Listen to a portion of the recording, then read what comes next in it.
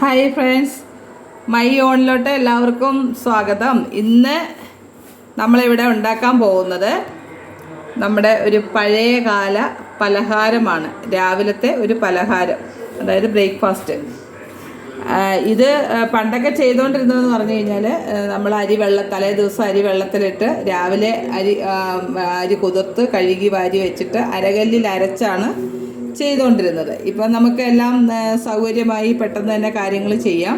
അപ്പം നമ്മൾ നാളെ രാവിലത്തേക്ക് കൊഴുക്കട്ട ഉണ്ടാക്കാൻ വേണ്ടിയിട്ട് നമ്മുടെ നെല്ല് കുത്തരി വെള്ളത്തിലിടാൻ പോവുകയാണ്. ഇത് കുതിർക്കണം, ഒരു 6-7 മണിക്കൂർ വെള്ളത്തിൽ കിടന്ന് കുതിരണം. അപ്പോൾ കുതിർക്കാൻ വേണ്ടിയിട്ട് നമുക്ക് ഇത് വെള്ളത്തിലിടാം. ഇത് നമ്മൾ അരി എല്ലാം കുതിർന്നിട്ടുണ്ട്. 6 മണിക്കൂർ, ഏകദേശം 6 മണിക്കൂറോളം വെള്ളത്തിലിട്ട് കുതിർത്തു. അതിന് നമുക്ക് ഈ മിക്സിയുടെ പൊടിക്കുന്ന ജാറിലിട്ടിട്ട് അത് തരിതരിപ്പായിട്ട് പൊടിച്ചെടുക്കണം. കല്ലിൽ വെച്ചിട്ട് അരയ്ക്കുമ്പം തരിതരിയായിട്ട് നമുക്ക് അരച്ചെടുക്കാം. പക്ഷേ ഈ മിക്സിയുടെ ചെറിയ ജാറിൽ അതേപോലെ തരിതരിപ്പായിട്ട് നമുക്കത് പൊടിച്ചെടുക്കാം. അരി നമ്മൾ തരിതരിപ്പായിട്ട് എല്ലാം അരച്ചെടുത്തിട്ടുണ്ട്. അതിലേക്കായിട്ട് നമുക്ക് കുറച്ച് കുരുമുളക്, മുഴുവനുള്ള കുരുമുളക്, അതുപോലെ തന്നെ നല്ല ജീരകം, പിന്നെ വെളുത്തുള്ളി ചതച്ച് വെച്ചിട്ടുണ്ടായിരുന്നു. അതുകൊണ്ടാണ് കുറച്ച് ലേശം വെളുത്തുള്ളി ഇത്രയും കൂടെ നമ്മൾ മിക്സിയിലിട്ടിട്ട് ഒന്ന് ചെറുതായിട്ടൊന്ന് ചതച്ചെടുക്കണം. പിന്നെ ആവശ്യത്തിനുള്ള തേങ്ങ നമുക്ക് നല്ല ഇതായിട്ട് തേങ്ങ വേണം. ഇത്രയും അരി പൊടിച്ചെടുത്തിരിക്കുന്നതിനകത്ത് ഏകദേശം 1 തേങ്ങയോളം തന്നെ നമുക്ക് എടുക്കേണ്ടതായിട്ടുണ്ട്. പിന്നെ ആവശ്യത്തിനുള്ള ഉപ്പും ഇത്രയും ചേർത്തിത് മിക്സ് ചെയ്യണം.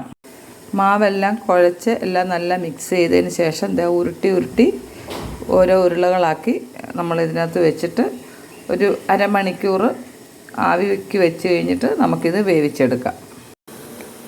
കൊഴുക്കട്ടയ്ക്ക് വേണ്ടിയിട്ട് ഒരു മുളക് ചട്നി നമുക്ക് ഉണ്ടാക്കണം.